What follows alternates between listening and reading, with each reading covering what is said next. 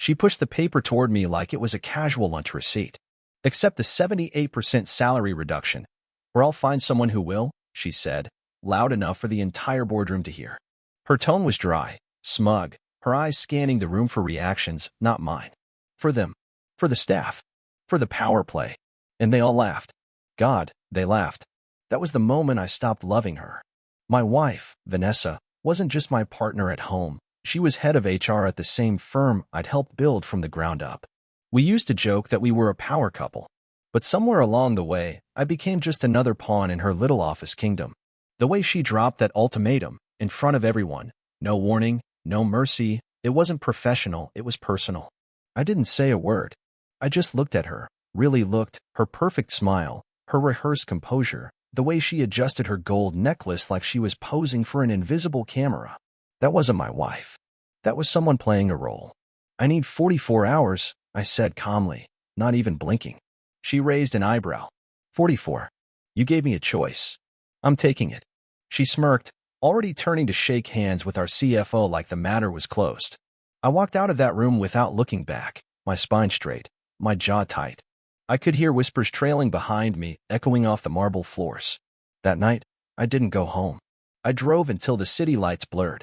Until her perfume wasn't in my lungs. Until I could breathe. I parked in front of the first bar that looked quiet and dim, walked in, sat down, and ordered a whiskey neat. I stared at the glass, not the TV behind the bartender, not the couples making out in the corners, not the missed calls piling up on my phone. Then I made one call. Just one. To Ryan McLean, CEO of our biggest competitor, Novatech Dynamics. "You still waiting on me?" I asked. He didn't even hesitate. "I've been waiting for you to get pissed off enough." By midnight, I had an offer letter in my inbox, 3 times the salary, complete creative freedom, and a seat at the table.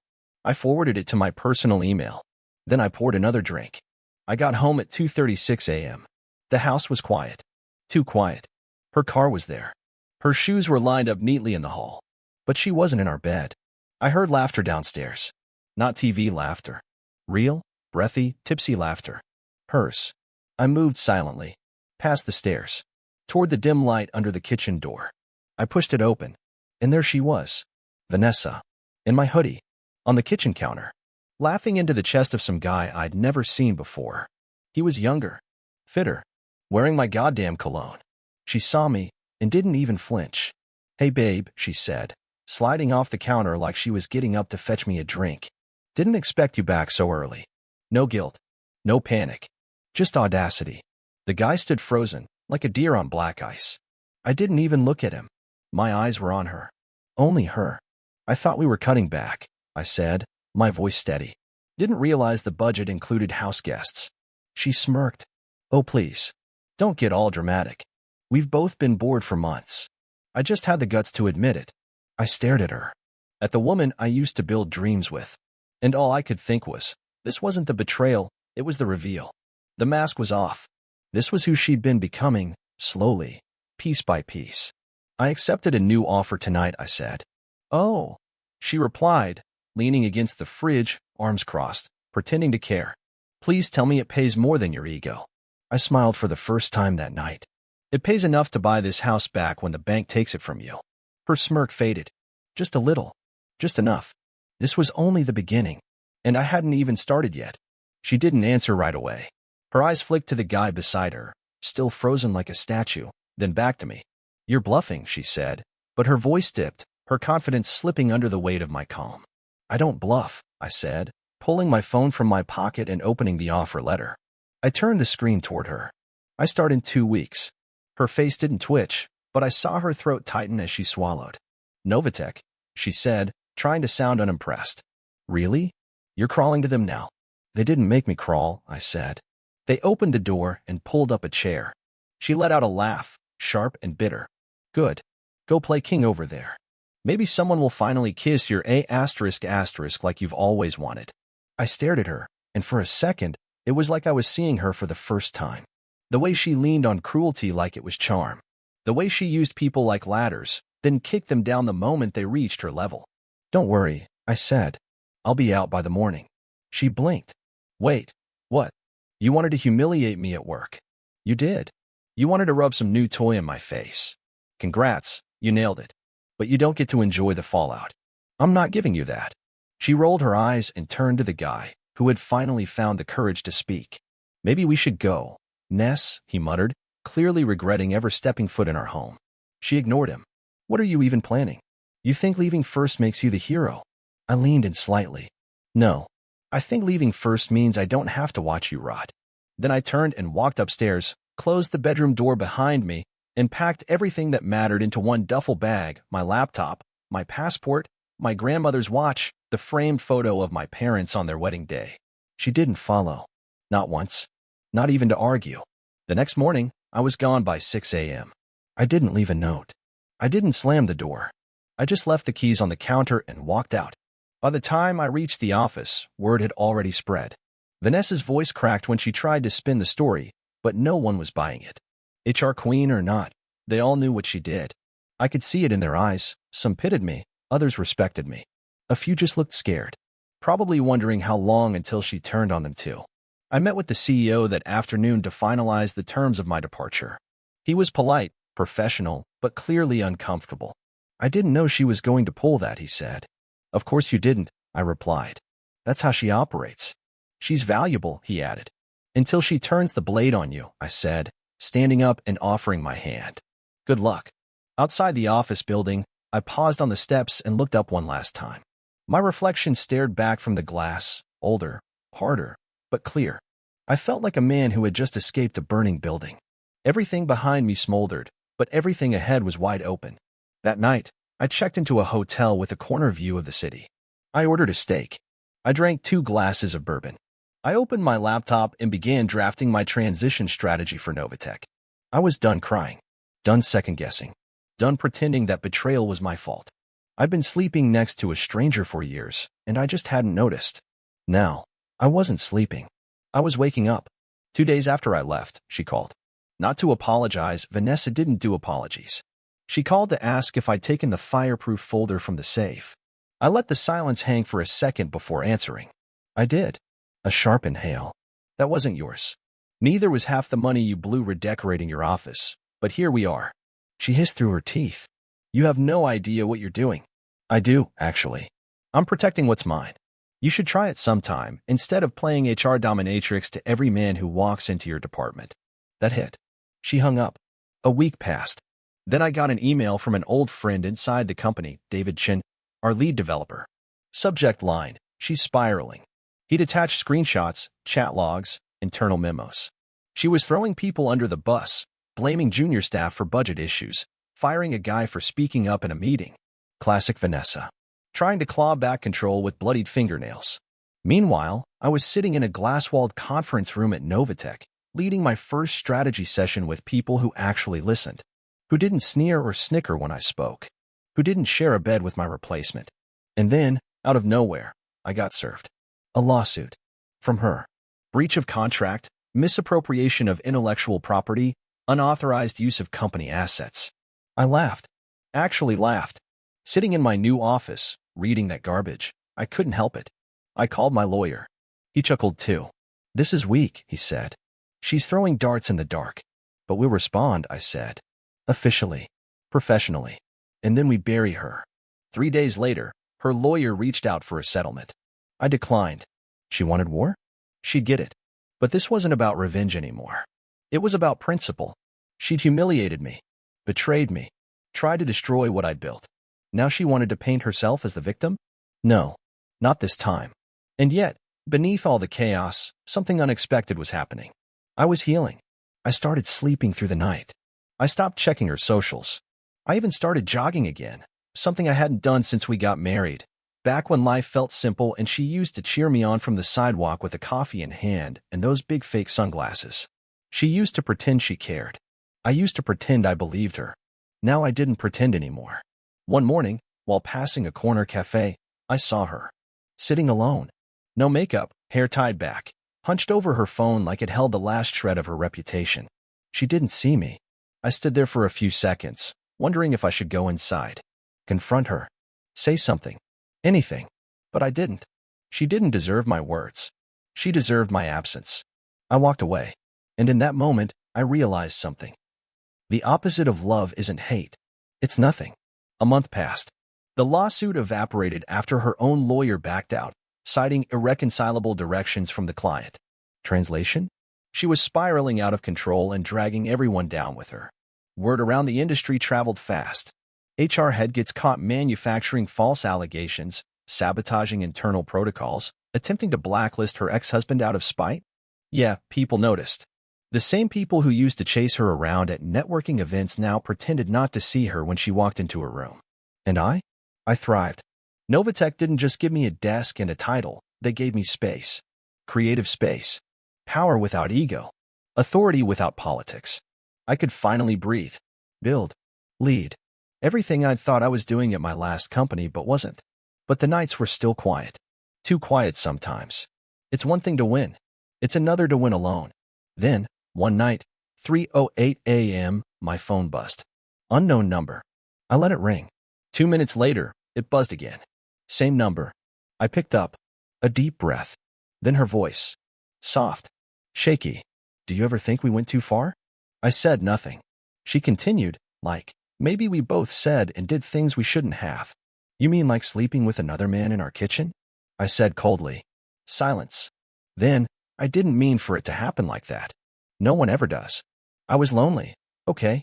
She snapped, the venom returning. You were always working, always chasing something. You wanted attention. You got it. She fell quiet again. Then, barely a whisper, I lost everything. For a second, I almost felt bad. Almost.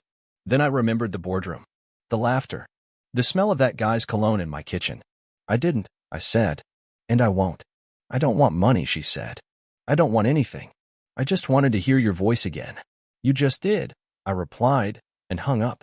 The next day, I received a small envelope at my office. No return address. Inside was the photo our wedding day. The original. Not a copy. Just the photo. I stared at it. My hand holding hers, both of us smiling like idiots, not knowing what was coming. I put it in the bottom drawer of my desk. Not because I missed her. Because I needed the reminder. The reminder that love without respect isn't love. That loyalty should never be begged for. And that no matter how much time you've spent building something, if the foundation is rotten, it's better to watch it collapse than live inside it. The funny thing is, people always say betrayal changes you. It doesn't. It reveals you. And in that wreckage, you get to decide who the hell you really are. About 2 weeks after the envelope, I got an invitation to the company's annual winter gala.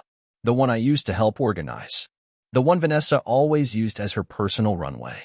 I had no intention of going until I got a text from David again. You should show up, he wrote. She's unraveling. I didn't answer him right away, but the idea stayed with me all day. That night, I stood in front of the mirror, fixing the collar on a navy suit I hadn't worn since our last anniversary dinner. Funny how many things had changed since then, except the way it still fit like a second skin. I walked in alone. Heads turned. I wasn't the man who got humiliated anymore. I wasn't the guy everyone whispered about behind closed doors. I was something different now, something they hadn't expected. She saw me as soon as I stepped through the door.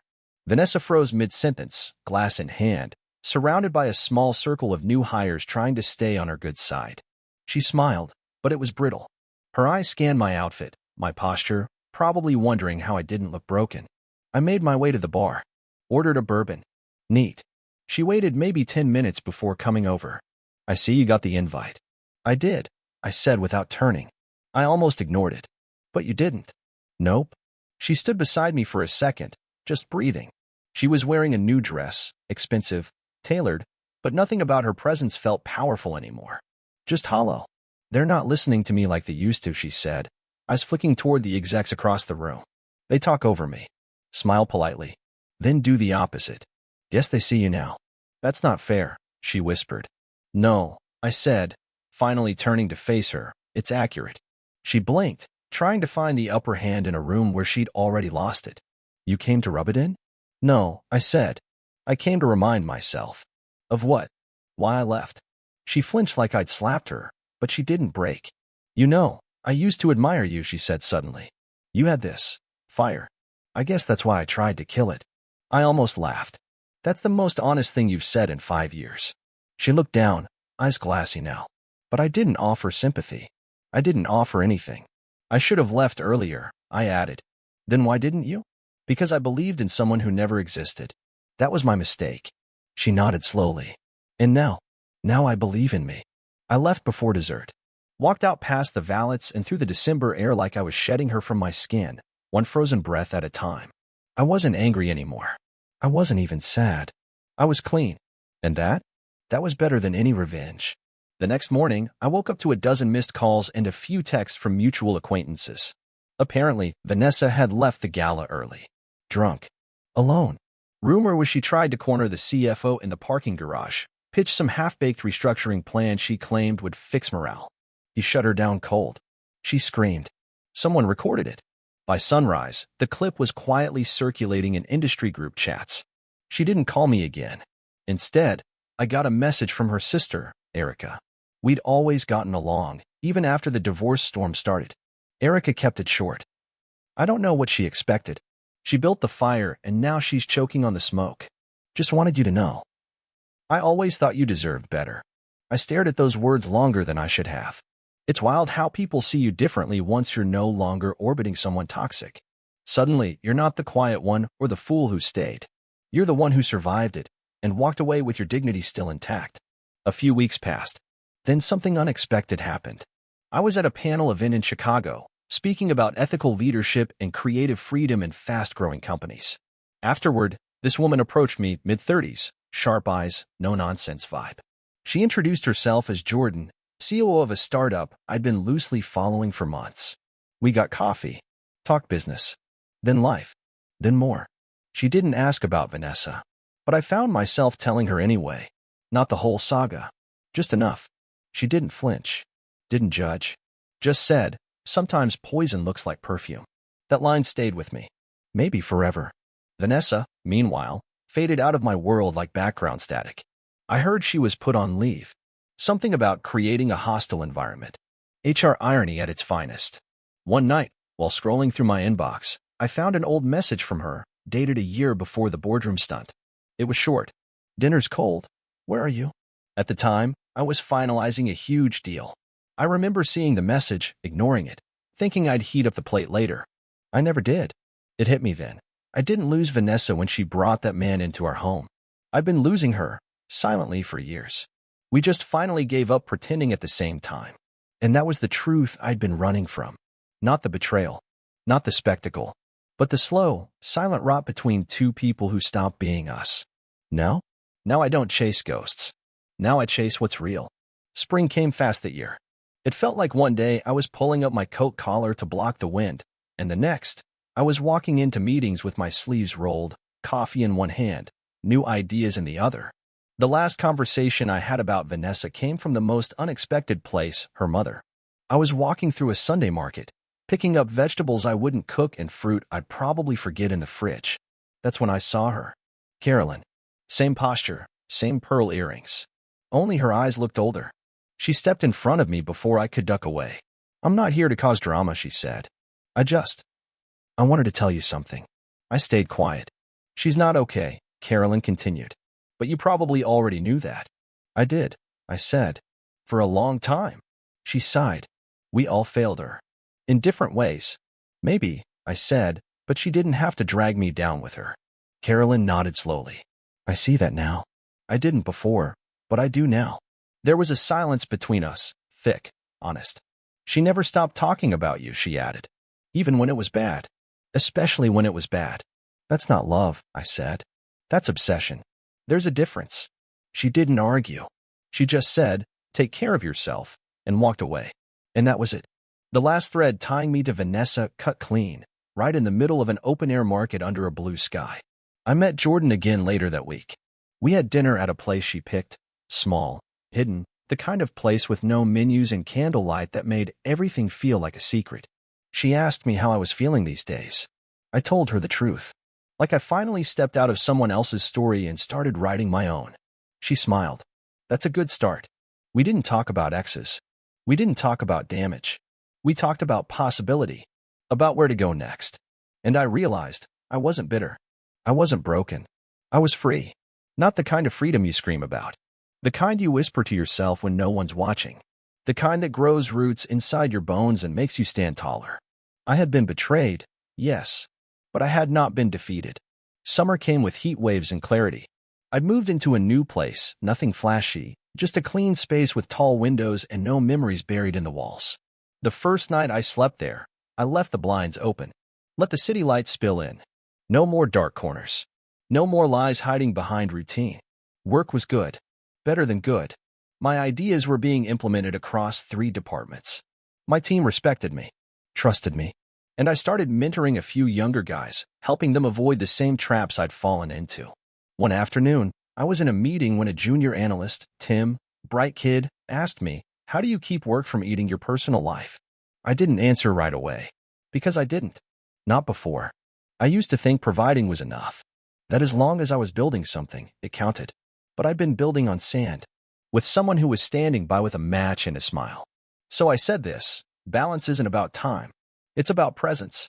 If you're with someone who makes you feel like you always owe more, leave. That debt never clears. He nodded, wrote it down. I watched him and thought, maybe that's what this was for. Maybe the whole storm I went through wasn't to break me, but to give someone else a compass. I hadn't spoken to Vanessa since the market. Occasionally, I'd hear her name in some business gossip thread. Rumors. Nothing solid. I didn't care. What mattered was what I knew. I knew who I was now. I knew what I'd survived. And most of all, I knew I'd never settle for less than respect again. Not from a partner. Not from a boss. Not from anyone. One night, months after everything, I got a letter. Handwritten. No name. No return address. The handwriting was hers. I knew it instantly. I didn't open it right away. I sat with it. Thought about the man I used to be, the one who would have torn it open and searched every line for hope or closure. But I wasn't him anymore. I tossed it in the drawer, unopened. Not out of hate. Out of peace. Because I didn't need her words to finish my story. She was a chapter. I was the book.